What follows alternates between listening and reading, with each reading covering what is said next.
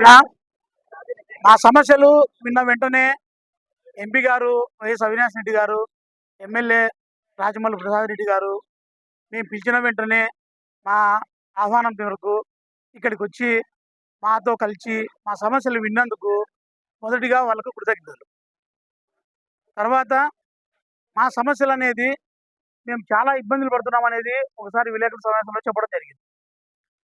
Reliance group దాదాపు ఈ Vivekananda market ప్రక్కన 3 ఎకరాల స్థలంలో దాదాపు 15 ఏళ్ల కిందట వాళ్ళు కొనడం జరిగింది. ఇక్కడ ఇంత ప్రొడెన్షియల్ అంటే వ్యాపారం ఇంత వాళ్ళకు అనుకునే రీతిలో లేదనుకోని వాళ్ళు కూడా వ్యాపారము కన్స్ట్రక్షన్ చేసుకోకుండా బాడిగలతోనే ఉన్నారు.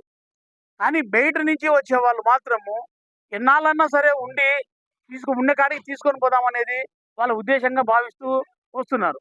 కాబట్టి అలాంటి వ్యాపారస్తులకు మేము వ్యతిరేకంగా, కార్పొరేటర్‌కి పూర్తిగా వ్యతిరేకంగా ఇక్కడ మేము ప్రజలకు కూడా కోరేదేందంటే, మేమిక్కడ ఉన్న 400, 500 షాపులు ఒకరి మాట ఒకరి అంటే వ్యాపారంలో ఐక్యత ఉంటుంది గానీ, కస్టమర్ల దగ్గర ఐక్యత ఉండదు. తన వ్యాపారం తను చేసుకోవాలా, రూ. 10 తక్కువ ఇచ్చి కస్టమర్‌ని రాబట్టుకోవాలనేదే వాళ్ళ మాట.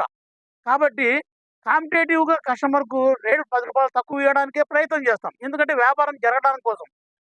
ఇక్కడ వాళ్ళు అలా కాదు. నలుగురో, ముగ్గురో ఒక సిండికేట్ అయితారు. సిండికేట్ అయ్యేంత వరకు మిగతా చిన్న చిన్న వాళ్ళన్నీ ఎళ్ళిపోయిన తర్వాత, వాళ్ళొక సిండికేట్ అయిన తర్వాత వాళ్ళ వ్యాపారం వాళ్ళు చేస్తారు. ఈరోజు ఉన్న రేటు వాళ్ళ దగ్గర ఉండదు. ఓపెనింగ్‌లో ఉన్న రేటు మరుసటి రోజు ఉండదు. ఎందుకంటే వాళ్ళ సాఫ్ట్‌వేర్ పూర్తిగా డెవలప్ అయిపోతుంటుంది. రోజుకు రేటు మారిపోతుంది. వాళ్ళు వచ్చే 5, 6 మంది వస్తే ఇక్కడున్న వాళ్ళు కాంపిటేటివ్‌గా వ్యాపారం చేయలేక ఎళ్ళిపోతారు. ఎళ్ళిపోయిన తర్వాత వాళ్ళ వాళ్ళ విజృంభణ మన కరోనా కంటే ఇబ్బందిగా ఉంటుంది. అది మాకు గూడా వ్యాపారంగా చాలా ఇబ్బందిగా ఉంటుంది. డెవలప్ అవుతుంది చూడ్డానికి ప్రజల అపోహన ఉంటుంది. డెవలప్ అంటే ఎలా ఉంటుంది? లైట్‌లేసి పెద్ద బిల్డింగ్ పెట్టి అడ్వర్టైజ్‌మెంట్ చేస్తేనే డెవలప్ ఎలా అవుతుంది? అతనికొచ్చే ఆదాయం ఒక్క రూపాయి గూడా ఇక్కడ ఖర్చు పెట్టడు. పెడుతున్నాడు అంటే మా దగ్గర నుంచి తీసుకుపోయిన వర్కర్‌లకు జీతాలిస్తున్నాడు. ఆల్రెడీ మేము ఇస్తున్నాము. వాళ్ళు ఇస్తారు. దానికి సెపరేట్‌గా వాళ్ళు ఏం చేసింది లేదు. కరెంటు బిల్లు అది గవర్నమెంట్‌కి ఎక్కడైనా ఎవరైనా మేముంటే మేమైనా కట్టగలము. మేము వెళ్ళిపోయిన తర్వాత వాళ్ళు కడతారు. తర్వాత ఒక రూమ్ రెంట్ ఇస్తాడు. అంతకు తప్పించి ప్రొద్దుటూరులో తనకొచ్చే ఆదాయంలో కనీసం రూ. 10 కూడా ఖర్చు పెట్టే పరిస్థితి ఉండదు. నెలకు 6-10 లక్షల రూపాయలు ఒక రోజుకు 6 లక్షల రూపాయలు వాళ్ళకు ఖర్చు ఉంది. అంటే నెలకు రూ. 1,00,00,000 పైన ఖర్చు ఉంది. వాటాకర్ర ఖర్చు. అంటే మనం జీతాలు గానియండి, బాడీలు గానియండి, కరెంటు బిల్లు గానియండి, అడ్వర్టైజ్‌మెంట్ గానియండి. సంవత్సరానికి 12,00,00,000 ఖర్చు పెట్టాడు. కనీసం 5,00,00,000 ఆశిస్తాడు. ఈ 12, 15, 17,00,00,000 ప్రొద్దుటూరు నుంచే అతను తీసుకుపోయే పరిస్థితి ఏర్పడుతుంది. కాబట్టి గమనించి ప్రజలు గూడా నాణ్యత గూడా చూడండి. రేట్లు గూడా చూడండి. మేము వద్దన్నామని మా మీద వ్యతిరేకత కాకుండా అక్కడికి బయటి వ్యాపారస్తులకు నాణ్యత చూసి మమ్మల్ని ప్రోత్సహిస్తారని ప్రజలకు కూడా మనవి.